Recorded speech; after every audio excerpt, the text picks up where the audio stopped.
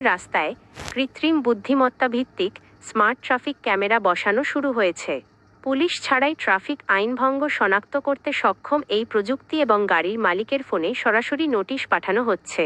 একদিকে সড়ক নিরাপত্তা বাড়ানো হচ্ছে বলে দাবি, অন্যদিকে অনেক চালক মনে করছেন এটি যেন নজরদারি ও জরিমানা ব্যবসার নতুন আঙ্গিক।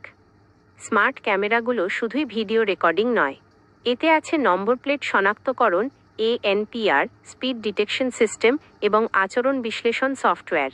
উল্টো পথে যাওয়া, সিগন্যাল অমান্য, হেলমেট ছাড়া বাইক চালানো সবই এখন ক্যামেরার চোখে। এরপর গাড়ির মালিকের তথ্য যাচাই করে স্বয়ংক্রিয়ভাবে মামলা বা নোটিশ পাঠানো সম্ভব। চালকদের সতর্কতার তালিকাও দীর্ঘ, হেলমেট ও সিটবেল্ট ব্যবহার বাধ্যতামূলক, নির্ধারিত লেনে থাকা, মোবাইল ফোন ব্যবহার না করা, ফুটপাথ বা জেব্রা ক্রসিং দখল না করা সবই নজরে রাখা হচ্ছে। এমনকি নম্বর প্লেট আংশিক ঢেকে রাখলেও সেটি সন্দেহজনক মনে করা হবে। তবে প্রযুক্তি নিখুঁত নয়, ভুলভাবে মামলা আসার ঝুঁকি রয়েছে। বিশেষজ্ঞরা মনে করছেন এমন পরিস্থিতিতে চালকরা আতঙ্কিত না হয়ে তথ্য যাচাই করুন, ছবি ও লোকেশন সংরক্ষণ করুন এবং প্রয়োজনে ট্রাফিক বিভাগে অভিযোগ জানান।